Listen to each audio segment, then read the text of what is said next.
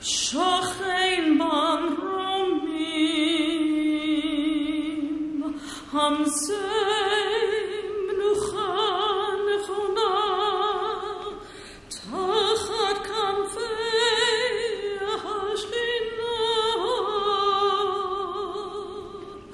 im kedoshim u'toharim, kezohar harakeah, mazhirim, et nishmot acheinu ve'achyoteinu shenehergu v'nesrechatu v'shenesrefu begetaot uv'machanot hashmada ma'avur sha'anu nodrim lekayem et zichram ledor vador lenetzach netzachim ba'al harachamim yastirehem beseter knafav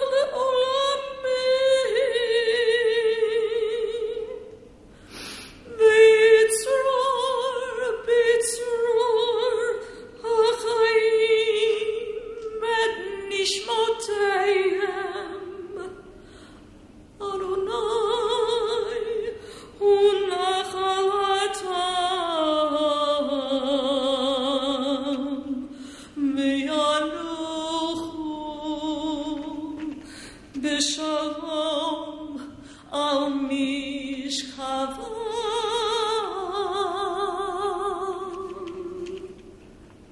V'nomar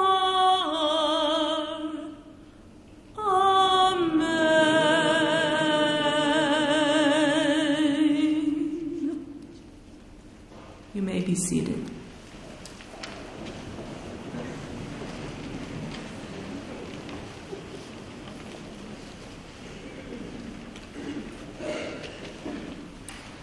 Residing in a universe of evil, Bella Gachubowicz Tuvey, born 1926, Sosnowiec, Poland.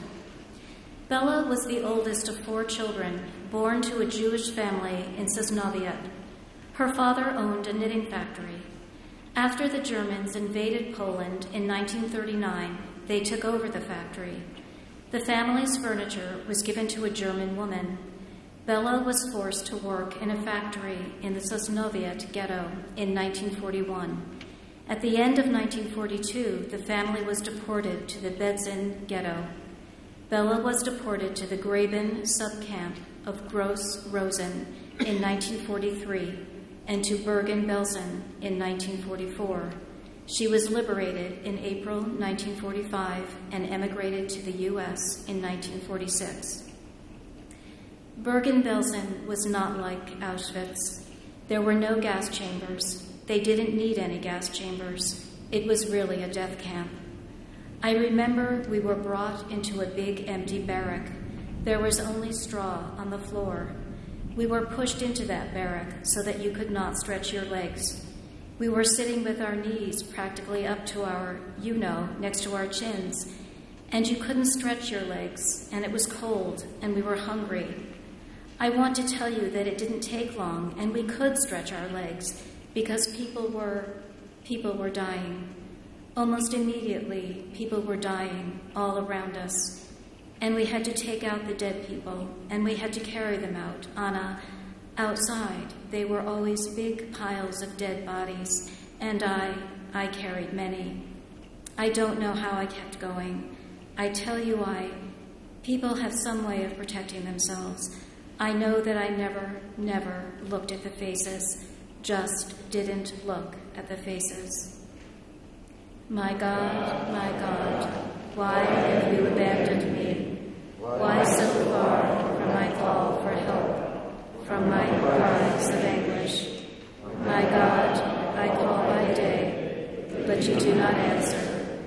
by night, but I have no relief. In the memory of all those who were callously tortured and slaughtered, all those who were worked to death and beaten to death, all those who were gassed and cremated in the Nazi concentration and death camps. The third and fourth candles are lit by Brittany Solorzano and Rashida Juma. We shall never forget.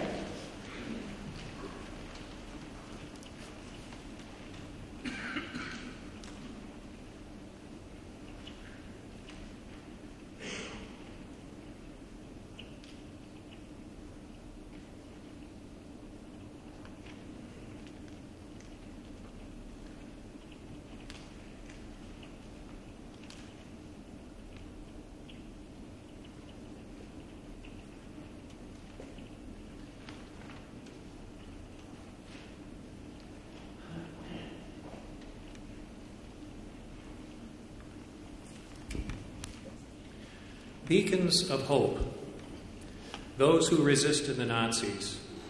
Monsignor Jules Gerard Saliège. Monsignor Saliège, the Catholic Archbishop of Toulouse, actively protested the existence of detention camps in southwestern France. As early as November 1941, Saliège sent a protest letter to the Vichy authorities against their Jewish policy, even as the rest of the French Catholic hierarchy maintained silence or supported this policy. Saliège obtained precise information about the first deportation in August 1942 from the detention camps to the Drancy transit camp. On Sunday, August 23, 1942, priests in all churches in the Archdiocese of Toulouse read aloud his public protest. He said, "It has been reserved for our own time to see such a sad spectacle. Women and children, fathers and mothers, treated like cattle. Members of a family separated from one another and dispatched to an unknown destination. Why does the right of sanctuary no longer exist in our churches? Why are we defeated? The Jews are real men and women. Foreigners are real men and women. They cannot be abused without limit. They are part of the human species. They are our brothers, like so many others." Overnight, the Monsignor's statement became a public manifesto. Hundreds of thousands of copies were made and circulated by members of the resistance throughout France. Historians consider Saliège's protest vastly influential in the abrupt turnaround in French public opinion at the time, in which support for the Vichy regime plummeted. The protest also paved the way to practical action in frustrating the anti-Semitic policies of the French gendarmerie and the occupation authorities alike. Saliège instructed the clergymen and nuns in his archdiocese to hide Jews, particularly children. Significant government pressure was applied, accompanied by threats, in an attempt to deter priests from reading Saliège's protest from their pulpits. The Archbishop withstood these pressures with great courage and nobility of spirit. The authorities then tried to impugn his prestige and spiritual authority by publishing incendiary statements. But they did not dare to silence or punish the Catholic leader, who remained energetic despite his advanced age and poor health. On July 8, 1969, Yad Vashem recognized Archbishop Jules Gerard Saliège as righteous among the nations. "When you act as midwives for the Hebrew women and see them giving birth, if it is a boy, kill him, but if it is a girl, she may live." The midwives, however, feared God. They did not do as the king of Egypt ordered them, but let the boys live. So the king summoned the midwives and asked them, "Why have you acted thus, allowing the boys to live?" The midwives answered Pharaoh, "The Hebrew women are not like the Egyptian women. They are robust and give birth before the midwife comes." Therefore, God dealt well with the midwives. The people, too, increased and grew strong.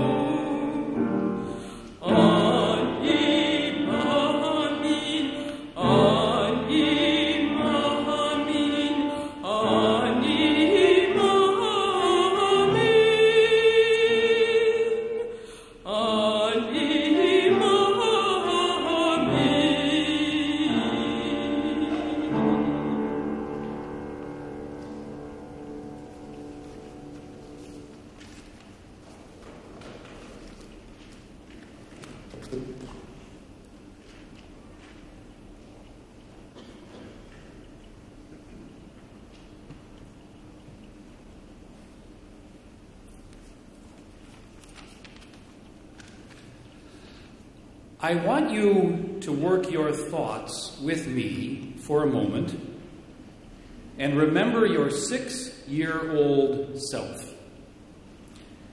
It's tremendously heartening for members of the Yom Hashoha committee to see there are quite a few guests this evening for whom that's not a terribly distant journey.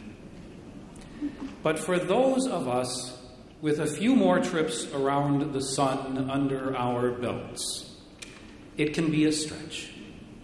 And yet, I invite you to do it now. Work your thoughts with me to childhood. Dwelling in that place, and I hope happy memories associated with it, I want you now to imagine a grown-up, say your father, being very serious one day and asking something wonderful and terrible of you and your family. It's not always easy to have a brave father, but Jeno Berta did, and so, may I say, does Jeno Berta Jr. After surviving World War II, and as you'll learn in a moment, saving the lives of another family in the process, Jeno Sr. stayed in his native Hungary as long as he could, and even fought for its freedom until Soviet tanks crushed the revolution of 1956 and forced him to flee. And by good fortune beyond our reckoning, he wound up here in our midst to build a life, a family, and to give flesh to the American dream. Ladies and gentlemen, please join me in welcoming our speaker, Jeno Berta.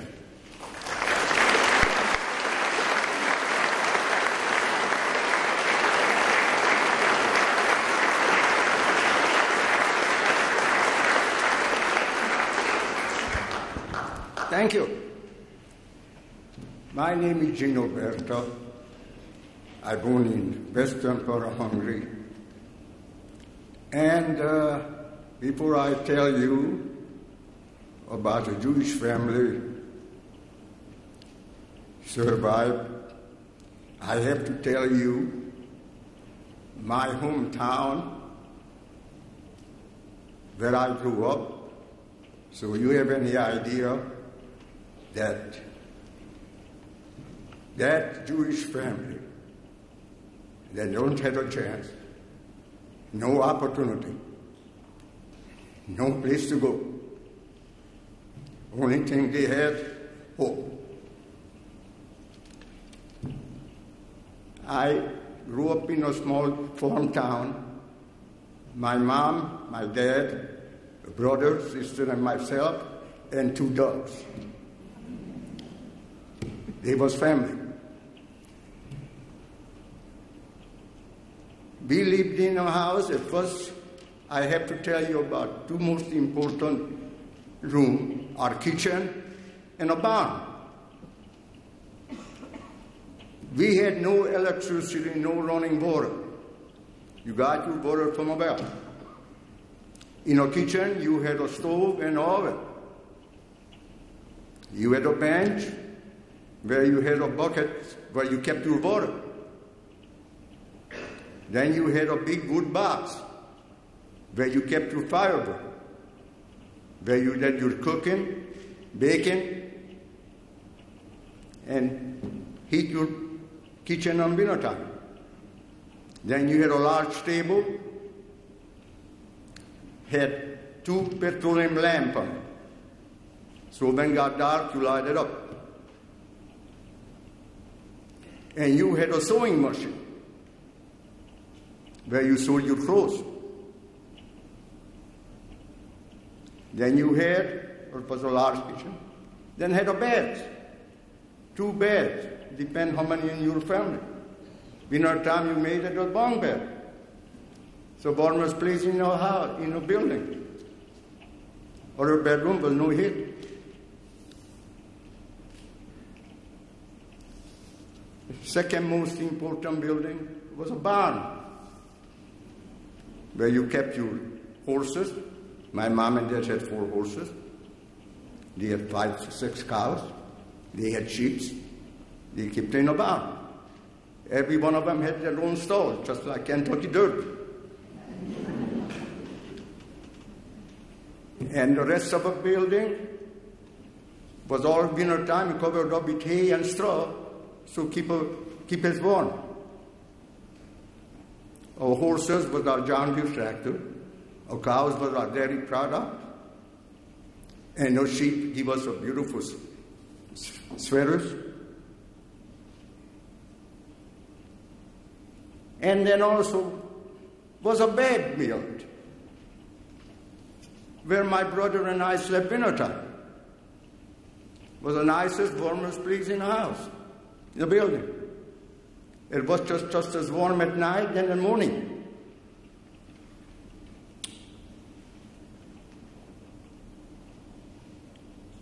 And I just wondered, that's the way we lived. It was a close family. Only transportation you had, you walked. If you had summertime, you drive your bicycle. Winter time, you walked or ride a ski. Our town was about 52 farmers. We averaged 20, 30, 40 acres. We had one school was a 1-room schoolhouse. 5th, 6th, 7th, 8th grade went to school in the morning. 1 to 4 went in the afternoon because you was too young. A post office was in the next 3 towns, shared a post office. A mail carrier ride a bicycle. Winter time, ride a ski. You're lucky to get a mail, not much mail. No Time magazine, nothing like that. Yeah, that's the way. A church. I'm a Roman Catholic. 4 towns shared a church until they closed it. A hospital was 7 kilometers. If you got sick, you ask your neighbor, whoever had a horse, hook them in a horse buggy, take them to a hospital. You probably was there a couple, 3 weeks, if you made it. It was, I need to tell you that was to survive with a normal situation, that was a big deal. First expression I had, when the Nazis entered my hometown. You know, you talk about the first expression, second, third. First of all, he was mean, he arrogant, he abused man, you abuse woman, you abuse child and animals, even our puppies. They let you know, first thing they let you know, they never told you you're gone. They tell you to turn it in. Second thing they told you, that if you guilty, you're going to get arrested. So if you get arrested because you're guilty.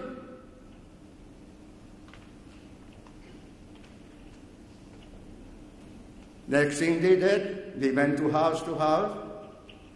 On our front door was a big number, yellow 5. Why? We had 5 in the family. Mom, dad, brother, sister, and Jeno. They don't believe to knock on the door, so you don't lock your door. They don't have time for that. You have no reason to lock the doors.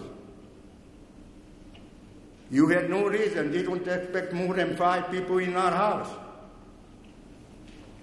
My grandma and grandpa was 2 of them. Their house had number 2 in it. You had no reason to go and talk to your neighbor. It wasn't like I want to call you tomorrow,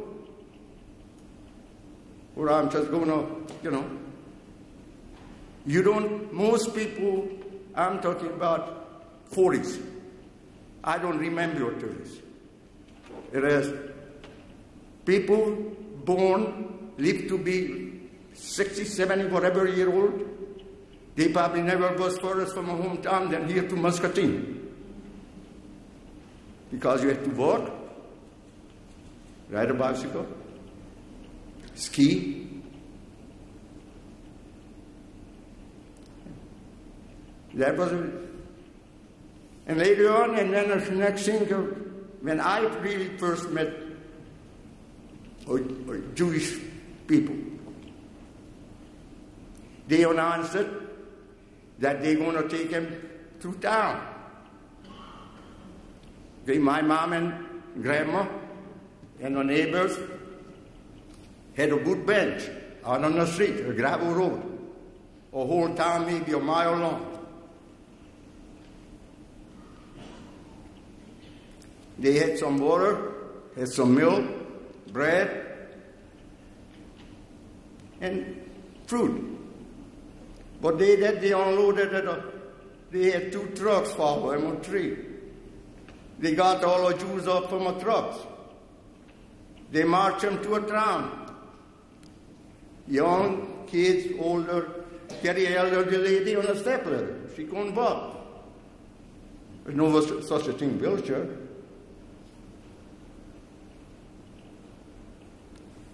They marched them too. When the last Nazi went by, kicked a bench. Because they don't need any food. They don't need any milk or water. So that was the end of the deal.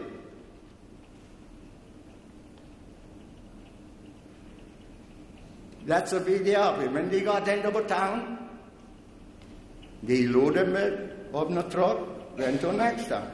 It was a show. They just showed people what's going to happen to you. And here is the people again that I never met nobody. And these people had nothing to do. They didn't uprise against Hitler. Hitler was in Germany. Those Hungarian Jews never uprised against anybody. 2 towns down on the countryside had a Jewish farmer. They probably had 60 families. He was a mayor. He has 2 daughters, same age as my sister. Reason I know it because they went to high school together. They happened to, These people had no chance, no place to go. You take any refugees, I don't care if you go back to a Cuban crisis, or Ukraine, or wherever go, or you go back to Hungary. These people have no place to go. Where are you going to go? Go to Austria? Go to Czechoslovakia? Well, what? All the countries was occupied, but go to Poland? And I never met a person who was able to pick her mom and dad, or his mom and dad.